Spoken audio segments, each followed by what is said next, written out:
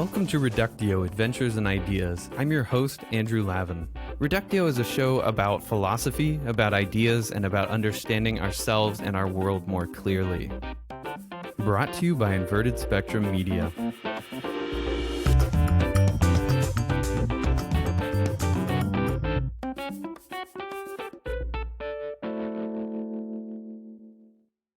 On the first official episode of Reductio, we discussed a kind of proof, a reductio. We talked about flying spaghetti monsters and flat eartherism. This time I talked with one of my dear friends about a more serious and philosophical reductio. I'm Michael Fitzpatrick. I'm a graduate student completing a doctoral program in philosophy at Stanford University. And I'm interested in a wide number of issues in philosophy. My dissertation is focused on epistemic responsibility in contemporary epistemology, but I'm also really interested in questions about different thinkers in the history of philosophy. Which is why we have you here today, in fact. Come with me on a journey. And so, my fellow Americans, ask not what your country can do for Going you. back in time, By your peace in camp and your valor in the field, we shall shortly have a famous victory. back further than the Renaissance, which is marked here and there with chains of mountains and the Middle Ages, Hello, the Britons. Who are the Britons? We all are. We're all Britons. And I am your king. Well, I didn't vote for you. You don't vote for kings. back further than the fall of Rome, the entire Roman Empire, in fact, back to ancient Greece, back to the time of a Greek fellow who lived in Upper Greece, a place called Central Macedonia. We're going to talk about Aristotle, who had an interesting reductio proof of his own. So, Michael, why are you interested in Aristotle? My work has mainly focused on the modern period, which roughly starts around the 1600s. But I also have a lot of interest in the philosophy of religion, theology, and that's sort of what led me to musings on Aristotle's theology, since Aristotle had a huge impact on Christian philosophy and Christian theology in the last 2,000 years. So because Aristotle's impact throughout the Christian and otherwise Western philosophical world is difficult to overstate, you've been drawn to do a bit of study of his worldview. Good. But what is interesting about Aristotle as a thinker, apart from his influence in the 2,300 years since his death? I think one reason that I find Aristotle really interesting is that his philosophical views are surprisingly intuitive. By intuitive, I don't mean correct, but rather that he reflects maybe a natural way of thinking if you didn't have all of the evidence that modern science has given us. So when Galileo showed that a heavy ball and a feather will fall at the same rate from a tower, he was disconfirming a long-standing Aristotelian idea that heavier things should fall faster than lighter things. And I actually think that's very intuitive thought, and that's what makes Galileo's experiment so surprising. So it's nice to study Aristotle and sort of see what the deeper arguments and motivations might be for some of the intuitive ideas that we have, even if they're wrong. And they may not always be wrong. Sometimes Aristotle says things that even contemporary thinkers still think might be worthwhile in a modern context. So Aristotle seems to give voice to many understandable assumptions about the way the natural world works.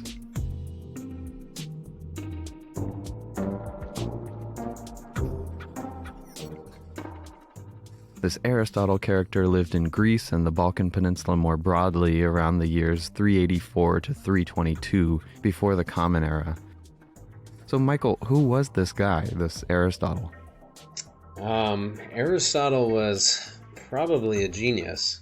He wrote prolific philosophy on almost every dimension of human and natural life. He pioneered biology and anatomy and cosmology, and was also really interested in poetry and politics and ethics. And again, even if some of his ideas in these areas are no longer current, it's hard to imagine where contemporary studies would be if it hadn't been for Aristotle even giving us kind of a range of the topics to study and an initial attempt to figure out how to study them. So I think if he was around today, he would awe us with his intellect. Okay, great. Smart dude. In some sense, the founder of a majority of areas of study we have today: biology, psychology, naturalism, physics, metaphysics, and so on. What do we know about his life, though? So Aristotle is sort of the third in succession to kind of the great start of Athenian philosophy. His sort of grandfather figure is Socrates, who inspired a community of students in Athens through both his teachings and his death. One of those students was Plato, and Plato was going to become a famous politician and instead decided to become a philosopher and started the first university in history called the Academy. And one of his students at the Academy was Aristotle. And it was widely thought, and I think even Aristotle thought, that when Plato died, he would be the natural successor to lead the Academy. That did not pan out. Someone else took over Plato's figurehead position. And so Aristotle left and eventually, I think, became the tutor for Alexander the Great. So Socrates was this funny sort of fellow who walked around Athens bugging people by asking them annoying questions until they got confused and frustrated and eventually walked away. If you've ever heard of the Socratic method, it's named after him. Eventually he bugged enough people that the authorities of Athens sentenced him to death for impiety and for corrupting the youth of the city. During his trial, interestingly enough, he compared himself to a gadfly, annoying the giant lazy horse of popular society out of its malaise. Philosophers to this day take great pride in our ability to corrupt the youth, to get even young people thinking critically, questioning the assumptions we all make in everyday life, and trying to understand the world around them. Socrates drank hemlock, a poison, and died in 399 before the Common Era.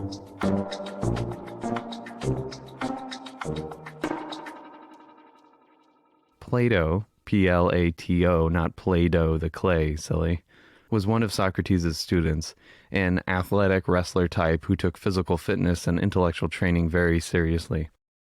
Plato starts a school called the Academy or Academia. You ever hear of a platonic relationship?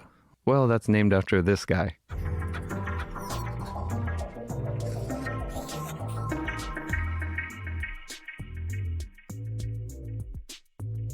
Finally, we get to Plato's star pupil, Aristotle. Aristotle is sort of like Socrates' philosophical grandson. Aristotle leaves Plato's school and begins tutoring Alexander the Great. Yeah, the Colin Farrell one. Alexander, be reasonable! And that's partially why Greek ideas spread all over the place. And then I believe he returned to Athens at some point and started a rival academy to the Academy, which was called the Lyceum. And that's the reason why we know so much of what Aristotle thought, is because we have all of these nice little book collections, which are actually lecture notes taken by his students. Aristotle did some writing of his own, mostly between 335 and 323 BCE, but many of his writings were lost to history. What we have left are some original texts, some fragments of his dialogues, and a lot of notes from his students at the Lyceum. It's a pretty hefty 2-volume, multiple thousand-page collection put all together. I own all of it. It's a serious chunk of text, and it's only part of what the guy wrote in his prolific lifetime. Okay, so that's enough introduction to the guy. Let's get on to the argument Aristotle came up with that is of interest to us today, his proof for the existence of the unmoved mover. What is an unmoved mover? What he's interested in is why the heavens, basically everything in the universe beyond the moon, why the heavens don't change. Now that might be a surprising thing to wonder about to a modern person because we think the heavens do change. But back then, whenever astronomers looked up in the sky, everything seemed fixed to them. And so Aristotle, sharing the same conviction, developed a series of arguments that made him think that the heavens are necessarily fixed. And so that whatever movement you see planets or stars or any part of the heavens having, that movement was eternal in a kind of cyclical pattern. And he wanted to explain this pattern. And so he argued that this movement must have its origin in a necessary, eternal, immaterial source that would generate the movement for everything in the heavens, and that movement in turn would generate all the movement on the earth. And that thing, that source of all the movement, he's going to call the prime mover, or God with a capital G. So you look up at the sky in ancient Greece, you notice that throughout the years it pretty much does the exact same thing. Nothing seems to be moving relative to one another, apart from the stray shooting star or something like that. Even though the sky is turning as a whole, it doesn't seem like there's a lot of movement between the stars. What movement there is, though, seems to be in fixed patterns. What gives? Everything on Earth moves and then stops, and then moves and then stops. It moves in this direction and then comes to rest, and then gets bumped in this direction and then comes to rest in a new location. Even things that never really stop moving are constantly changing the direction and speed and manner of their movement. Everything below the moon seems to act this way. Aristotle's really bothered by the fact that the heavens apparently aren't like this.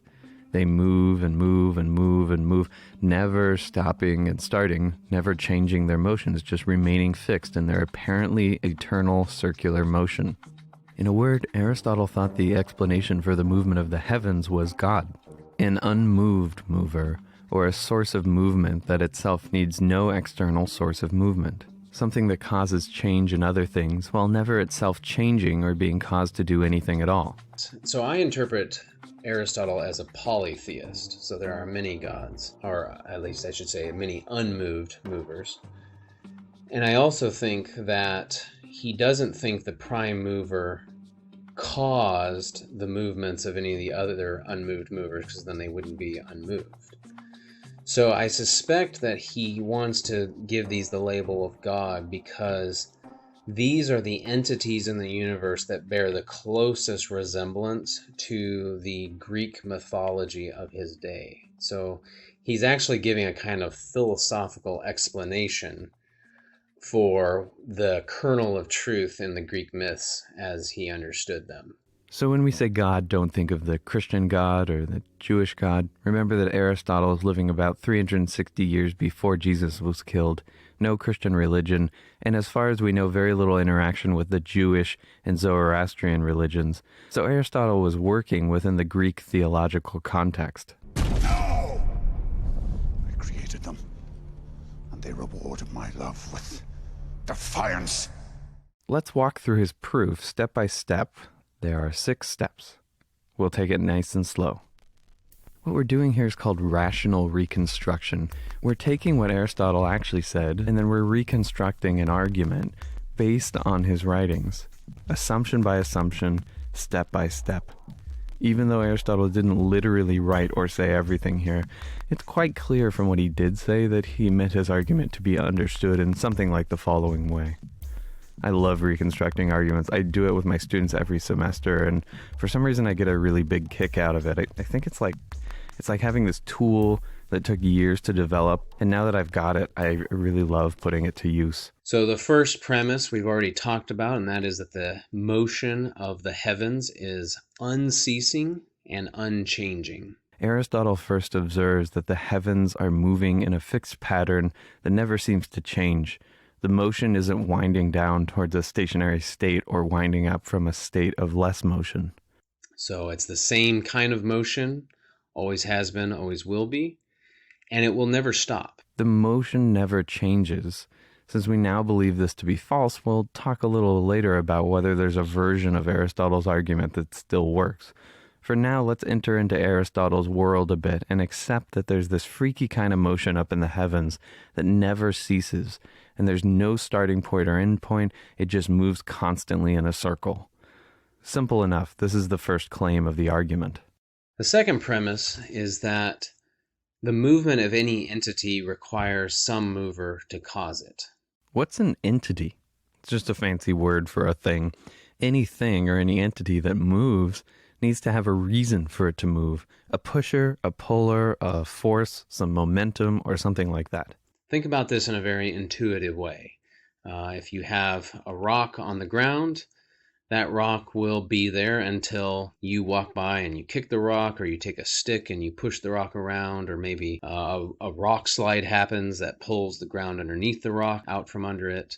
But otherwise, the rock isn't going to go anywhere. This is Aristotle's model for thinking about all motion and change in the universe. Things don't change unless something makes them change.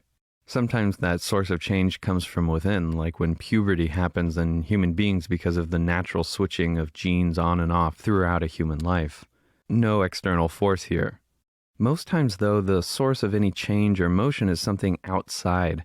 An asteroid collides with another, a planet pulls a motion towards it using gravity, a golf ball strikes a stationary ball, an email is sent by the human operating the computer. Things that change need something, whether internal or external, to cause them to change. Otherwise, they wouldn't change. So, if every movement requires a mover, then the question is, what is the mover of the celestial objects like the planets and the stars? The planets move in this wacky, eternal way.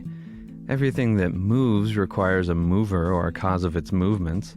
Rocks don't move unless someone moves them, and the same goes for everything else. What causes the planets to move then? Here's where the argument starts getting to be a reductio ad absurdum. His next move is going to be to offer a supposition. Wait, what's a supposition? That's a fancy long word. It sounds like supplication, superposition, or supercalifragilisticexpialidocious. Supposition is a kind of, take it to be the case that such is the case. Right. Supposition comes from the word suppose. So Aristotle here is asking us to suppose, for the sake of argument, that something is true or something is the case, even if we don't necessarily think it's true as a matter of actual fact. That's how a reductio works. Remember, it gives us an assumption and then shows that this assumption has absurd or contradictory consequences. If the consequences of an idea are absurd, then the idea itself is absurd. That's the really rough idea. And he says, suppose that every mover is itself moved. Wait a second, Mr. Fitzpatrick. Wasn't that just the second claim or premise of the argument? Well, not quite. The second claim was essentially that all movement or change requires some explanation, whether it be explained by the changing thing itself, like in puberty, or explained by something else, like when I whack a golf ball and send it flying down the fairway. I guess in my case it would end up in the rough, if I'm honest. I get two in my head playing golf and tend to slice way off course. Head down, ball even with forward foot, firm but easy grip, slightly bent knees, bent at the waist. 4. Aristotle's third premise, the supposition or assumption for the sake of the argument, isn't that all change requires an explanation, it's that all change can be explained by something else. All moving things were once moved by something else. So for any particular object that is in a state of movement, it has some other objects as the source of its movement. And this can be either directly or indirectly. So when I go to push a rock with a stick, the stick is not necessarily the agent of the movement. It's a conduit through which I move the rock. But this still counts as an external mover of the rock. One more general fact to point out, anything that causes anything else to move must itself be moving. Remember, this is before any talk about gravity and the like, even really before magnetism was discovered in any robust sense. So the idea of moving is fairly mechanical. Moving something requires pushing it, whacking it, pulling it, stretching it, heating it, cooling it, drying it, wetting it, and so on. When I whack a golf ball, I must be moving so that I can transfer movement into the golf club so that the club can strike the ball and transfer movement into the ball. No way to do it without either directly or indirectly moving so as to transfer movement into the ball. Here's where the absurdity enters. If every moving thing is moved by some other thing, and if to move something requires moving oneself, then everything will always need to be moved by something else. Everything. No exceptions. That means that we have a kind of chain of movers and movement that's going to continue to extend back into infinity. That every time you precede a movement with another mover, that movement is itself going to depend on a prior mover. This is called an infinite regress because the chain of moving things and the movers that move them and the movers that move them, and the movers that move them, and the movers that move them, and then the movers that move them, and the movers that move them, and the movers that move them, and then the movers that move them, and the movers that move them, and then the movers that move them, and the movers that came before to move them, and then the ones before that that move them, and the other ones before them that move them, and the movers that move them, and the movers that move them. This chain must extend back into infinity, and there's no first mover that itself doesn't need to be moved. It either doesn't move, or it moves itself. Each movement is sort of being deferred or dependent on a thing prior to it, and that thing on a thing prior to it, and that thing on a... The infinite regress thing is easy to picture using dominoes.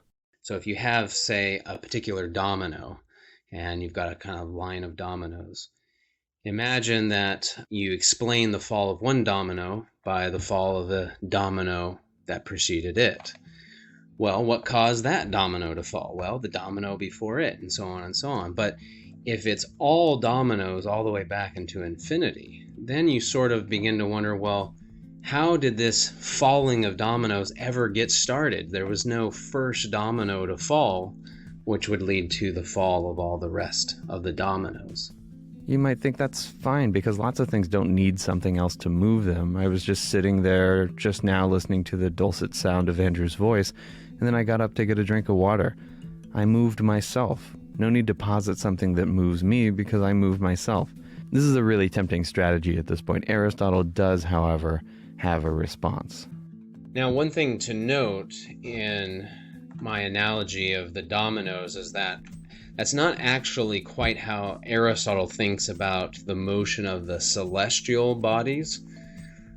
The domino analogy is a really good picture of how Aristotle thinks about earthly motion. So Aristotle thinks that my actions as a human being ultimately have their source in the actions of my parents to bring me into this world. And so I don't entirely depend on myself, but I depend on them coming before me. And so that's kind of like the dominoes. My parents are the domino that preceded me in part. But in the heavens, we have unchanging and unceasing motion. So we have, for example, planets that orbit in circles forever. They never change their orbit, and they never stop orbiting. You're not self-made. Your existence and nature and movement all still rely on your parents having brought you into this world. That conception got this whole process started and eventually led to the neural impulses in your brain that allowed you to form the intention to move to the sink to get water. So you're not a quote-unquote unmoved mover because you yourself got started in a particular way. Okay, so we're on the precipice of the reductio ad absurdum doing its thing, rejecting the supposition because it has absurd consequences. If there's no starting point, no unmoved mover, then there really isn't an explanation for the movement of the dominoes. There's no cause at all. So the basic structure of Aristotle's thinking, and this is a pattern that he uses a lot in his writings, is to prove a conclusion by essentially assuming its opposite, and then showing how careful reflection on that opposite assumption leads to a kind of state of affairs that is either impossible or self-contradictory or in some other way unintelligible. And in this particular case, the absurdity is this infinite chain of deferred motion that never gets started. An infinite regress, for Aristotle, is absurd. If I check into a hotel, let's call it Hilbert's Infinite Hotel, the attendant says, "I'm sorry, but all the rooms are booked. We have an infinite number of guests in our infinite rooms." I asked to speak to the manager, and the manager comes out, looks at the computer, and says, "Actually, you're in luck. We'll just have everyone move down one room, and we've still got room. The hotel is full, but luckily we can make room." That's a weird scenario, right? Where did the people go? How is it that the hotel that's full suddenly has room for one more? The moral of the story is infinity's kind of weird. Aristotle rightly points out that it's kind of weird. You don't really explain how the dominoes moved if you can't point to an initial cause. A sort of analogy is as follows. Welcome, good to meet you, cheers. How did you decide to come to this job interview today? Well, I was in the waiting room, and then when the person at the front desk called my name, I just sort of got up and came in here. No, I mean, what made you come to this interview today? Well, before I was in the waiting room, I was waiting for the elevator to let me off. Once the door opened on your floor, I just sort of felt compelled to get off and walk over here to your front lobby. I guess after that, I checked in with the front desk person, which is how I came to be there in the waiting room when they called my name. Alright, this is getting a bit daft. You're joking, right? Why are you here? Oh, okay. Well, before I got in the elevator, I was walking from the metro station. I had looked up ahead of time how to get here from the metro station, and No. What's your purpose for being here at this interview? What made you decide to apply for the job? Oh, I get it. I already had the application filled out. So by the time I applied, it was sort of a no-brainer. I just hit the submit button on the online form there, and that was the easy part, actually. Alright, I doubt very much that you're a good fit for the position, but now you've got me curious. The question I mean to ask is, what is it about this job that interested you enough to apply? Oh, okay. Well, my father was actually reading the classified ads and sent me a picture of your ad on his phone. And? And what are you asking? I'm sorry, I'm really trying here. And what about this job in particular made you want to apply? Oh, I see. The position was the one I had already filled the job application out for. And so again, by the time I was ready to apply, I'd already put all the work in. Didn't I already say that? And before you filled out the application, what made you decide to begin filling out the application? Yes, well, again, my father sent me a picture, and I looked up the position listing online, and then I was on your website, so I just started filling out the application. And what is it that made your father think that you might be a good candidate for this position? My father saw the ad, and then he sent it to me because he had already gone through all the trouble of taking a picture of the ad with his phone, so he might as well just sent it to me at that point. You're not one for making decisions yourself, then? I'll be honest with you, I am not a self-starter. The annoying applicant never quite grasped the question because they keep just giving the previous step rather than going back to the beginning where a real explanation can be given. Aristotle is quite taken with his intuition. There's a real explanation for certain changes and movements. It'd be odd to answer the question, why did that golf ball go over there, with, well, the face of my golf club hit it. It's much more natural to say, I hit it over there with my golf club. The explanation stops at a certain point, even though there are thousands of intermediate steps. If we think there are only intermediate steps, then it's almost like we have no explanation at all for what happened. Kind of like our exasperated hiring manager from the story never really gets an answer to their question, do they? This is why Aristotle thinks that an infinite regress is absurd. It's just one darn thing after another, but never a real explanation of what happened. So this is why Aristotle's supposition gets rejected as being absurd. Their supposition, remember, was suppose that every mover is itself moved. Suppose that every change in a being can be explained by appeal to something else causing that change. That's been shown to lead to this kind of absurd infinite chain or infinite regress of movers. And so we reject that. That means, if the supposition is false, that there must be at least some movers that are not themselves moved. And so that's what leads to Aristotle's conclusion that somewhere in the universe there must be unmoved movers that are the source of the rest of the movement. And the unmoved mover that has sort of the responsibility for all the movement is going to be the prime mover or the first mover. We can't just trace dominoes back into infinity. We have to find a first domino that just happened to fall over, or maybe there's this super intelligent being that decides for itself to start this chain reaction, like a 5-year-old kid. Of course, dominoes aren't really the best analogy here. So when he's talking about the need for an unmoved mover, he's not really talking about the beginning of motion in the domino sense that I was mentioning earlier. He's really thinking of it as you have this perpetual motion machine, these celestial bodies, and they've always been in motion and they always will be in motion. But that motion itself has to have a source. In other words, even though it's always been there, there's still a question of what keeps it always going? Why doesn't the perpetual motion machine stop? And the thing that keeps it always going, that's the unmoved mover. It's the source of the perpetual motion of the celestial bodies. Let's take a quick break, and when we come back, we'll talk about what we end up knowing about this prime mover or unmoved mover.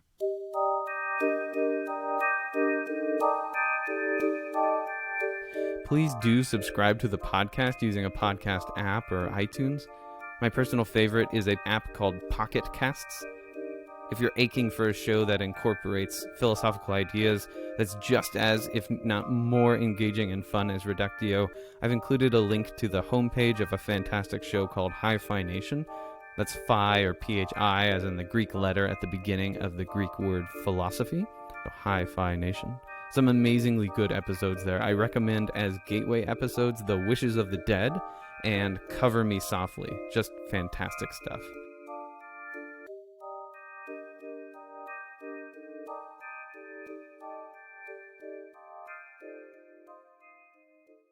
Welcome back. So I asked Michael Fitzpatrick of Stanford University a few further questions about Aristotle's unmoved movers. First, what sort of thing is this prime mover, or are these unmoved movers? So the unmoved movers, and the prime mover especially, is going to have 5 properties. The prime mover is eternal. This is necessary because if the prime mover ever stopped existing, then the celestial bodies would stop moving, so it can't ever stop existing. Got it. Aristotle needs them to be eternal to explain how the universe is apparently put together. So they're eternally existent beings. Side note, Aristotle actually thinks that the whole universe is eternal and that time is eternal. So being eternal is special, but not really that special for Aristotle. The second property is that the prime mover is unmoved. That's just proven by the argument itself. It's got to be the kind of thing that can initiate a pattern of movement and doesn't require a dependency on another mover. This is pretty self-explanatory, but basically the proof we've just gone through shows nothing if not that these unmoved movers, or the single unmoved mover, must not themselves be subject to changes from the outside forces or movers. The third property is that it's immaterial, or as Aristotle would put it, it's without magnitude. The unmoved movers must also be immaterial for some reasons inherent in how Aristotle thinks about material being and objects of thought or desire. We won't get into that. The fourth property of the prime mover is that it's a substance. In fact, it's the substance. The prime mover is, and the other unmoved movers are the only thing in existence that are pure actuality. They have no potentiality in them whatsoever, because if they had potentiality, then there would be room for contingency. The unmoved movers must also be substances or basic sorts of beings. Again, this is a rabbit hole we best not tread down here. Finally, the prime mover is a kind of mind, if you will. This also has a justification that would take us too far afield, but it suffices to say that the prime mover, the supreme unmoved mover, must be a totally self-sufficient and perfect object of desire. So to fit the bill, it'll need to be a mind that contemplates itself and only itself. I know, it's complicated and maybe weird. I could do it better justice, but it'd take us way off course, so I won't. There we have it. Aristotle's proof of the existence of a series of unmoved movers, or perhaps one prime mover. What do you think? Are you convinced that there must indeed be an unmoved mover? Something that explains why other things move and change while itself not moving or changing? Perhaps not. This argument probably doesn't hold as much water as it did back in the day because our cosmology, our understanding of the structure and nature of the cosmos, has changed so dramatically that many of Aristotle's premises don't seem to be true to a modern listener. What if there was a different argument along similar lines, though, that at least isn't obviously guilty of making the same scientific blunders? Thomas Aquinas, in the medieval period, perhaps put forth one such argument. It's a reformulation of what Aristotle says, and it draws inspiration from Arabic philosophers like Ibn Sina, whom we discussed in a short episode or a monad, Ibn Rushd, and others from the greater tradition that follows Aristotle. Aristotle is a Greek polytheist around 300 BCE, Aquinas is a Christian monotheist around 1200 CE. But Aquinas builds on this long tradition that starts with Aristotle, and in doing so puts forth his own proof for the existence of the Christian God. Yeah, so there's a lot of interesting comparisons between Aristotle and Aquinas, and they're interesting because Aquinas was an Aristotelian, meaning he developed his Christian philosophy through the tools and principles of Aristotle. And that's interesting because Aquinas was a monotheist and Aristotle was a polytheist. And it's also interesting because Aristotle thought the world was eternal, whereas Aquinas thought the world is created. So for Aristotle, no creation. The world just exists eternally. For Aquinas, the world must have started existing because Aquinas has the Jewish Torah, particularly the creation myth in the book of Genesis, to contend with. God must have created the universe at some point. They end up, therefore, with quite different conceptions of God. For Aristotle, the prime mover is as much a part of the natural world as anything else. In a way, Aristotle is a naturalist in that he doesn't think there's some kind of like supernatural forces beyond the forces that all have a kind of regular principled structure in the natural world. The prime mover and any other unmoved movers are postulated as a kind of natural and eternal substance that guarantees the eternal motion of the heavens. But Aquinas sees things differently. God is this transcendent supernatural entity. God's relationship to nature for Aquinas is more like J.K. Rowling's relationship to the wizarding world. Something happening in the wizarding world is J.K. Rowling allowing it to happen in a certain way. And without J.K. Rowling, there's no more wizarding world. The Harry Potter books are a record of what has happened in the past, but without an author, nothing further can happen in the world. And so in a sense, there simply is no more world. The Harry Potter series are just a bunch of history books about a world that no longer exists. That is, if J.K. Rowling stops writing. In other words, without Aristotle's prime mover, there wouldn't be any motion. Without Aquinas' God, though, there wouldn't be any universe at all. Let's take a quick break and then close by discussing the general importance of Aristotle's Reductio proof for the existence of a prime mover.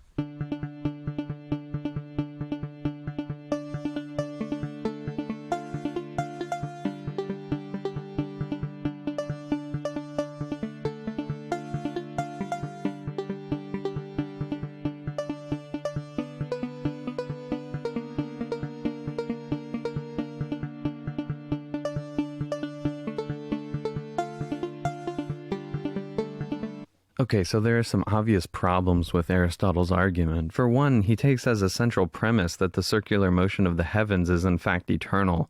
No beginning, no end, no slow wind down to the heat death of the universe, just perfect circumnavigation. But we don't believe this anymore. We are now convinced that not only is the motion not eternal, but neither is it perfect or circular or at a constant speed. It's constantly evolving, just at a speed that's imperceptibly slow. One way of describing this problem for Aristotle's argument is that it relies on a false empirical premise. An empirical premise is a claim about the world that you can test through the methods of the natural sciences. If a physicist, for example, can run an experiment that tells me whether my claim is right or wrong, then my claim is an empirical one. Aristotle made a claim about the stars that turned out not to be true. Empirical science told us it wasn't true. Now, to be sure, there are interpretations of Aristotle's argument, other ways of reconstructing the argument, that don't rely so heavily on this false empirical premise. Either way, though, it seems like Aristotle will have a problem to some degree. But is his argument garbage?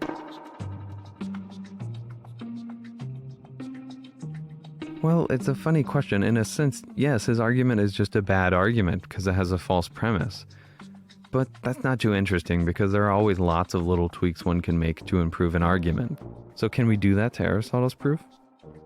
Well, yeah, Thomas Aquinas, that guy we mentioned earlier, changes the proof while keeping some of the same basic elements in place. His argument, though, need not rely on a false empirical claim like Aristotle's does. Aquinas' proof works slightly differently, but arrives at essentially the same conclusion. He starts by observing that things are moving, and then working through general claims about how every moving thing needed to be moved by something. Supposing that everything that moves other things must have first itself been moved by something else, generating the infinite regress, and then denying that everything is dependent on other things in this way. There must be at least one thing that isn't dependent in the same way, and that thing is God. We need only focus on one detail of the proof. Aquinas didn't so much think that the special kind of motion in the heavens needs a special kind of cause. Instead, he thought all motion needs an origin, and he posited God as just such an origin. All motion, not just the eternal motion of the stars, needs a cause. So, no false empirical premise here. All motion needs an explanation, and it can't be just moved movers into the past and to infinity, so there must be a prime mover that stops the infinite regress. There must be an unmoved mover that got the whole domino chain moving. So you'll have to decide for yourself, does all motion need an explanation? In our current physical cosmology, there is supposed to be a singularity where all physical concepts break down. No space really, no time, no before or after or what have you. Then at some point that singularity burst forth into this inflationary explosion, creating all of the matter and antimatter that makes up the universe around us and that we ourselves are made of. Do we need to explain that Big Bang? Does it cry out for an explanation? Does it make you want to ask why? If yes, then either you posit another moved mover that caused the Big Bang, and that would itself require an explanation, it seems, or you posit an unmoved mover, a prime mover. This is an entity that can explain other motions without itself needing to be explained.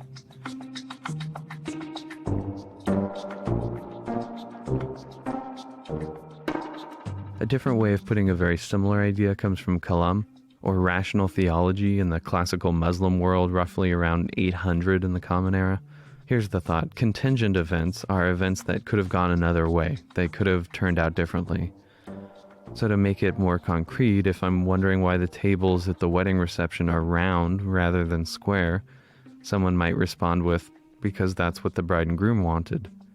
But brides and grooms are fickle things, they are. They could have just as easily chosen round tables, which is the right choice, by the way. So I haven't really explained why they have square tables by pointing to the radically contingent and fickle desires of the newlyweds. It feels like, at least if I get into a certain headspace, it feels like I need an explanation of why it had to be that square table instead of round. If it turned out that the local rental store only had square tables, then it would explain things in a really satisfying way.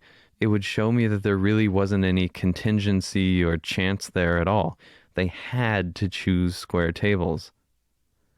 But of course it's contingent and arbitrary that the local rental place should only have square tables, and so on and so on. At the end of the day, the point here is supposed to be that the contingent events need explanations. They call out, explain me, why did I happen? Necessary events don't, though. Why is 4 the square of 2? In other words, why is 2 squared equal to 4? Nothing contingent or arbitrary about it. The relationship between the numbers are necessary, and so they don't really need to be explained in the same way.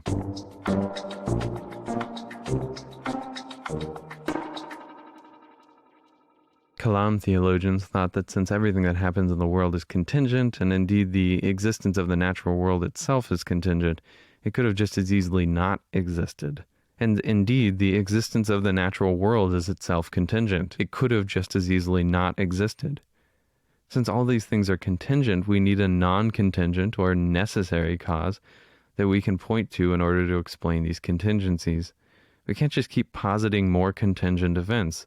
We need to know why it happened the way it did, and pointing to something else that, again, we don't know why it happened the way it did, won't explain it, at least not fully satisfactorily. Guess who the Kalam theologians pointed to? Allah, the benevolent and merciful, the God of the Abrahamic religions. God's existence is necessary so we can appeal to God to explain the contingent events without having to explain the existence of God. Again, you'll have to decide for yourself whether these arguments are convincing. They all, in some sense, though, have the form of a reductio. An infinite regress is absurd, so any set of assumptions that imply an infinite regress must be false.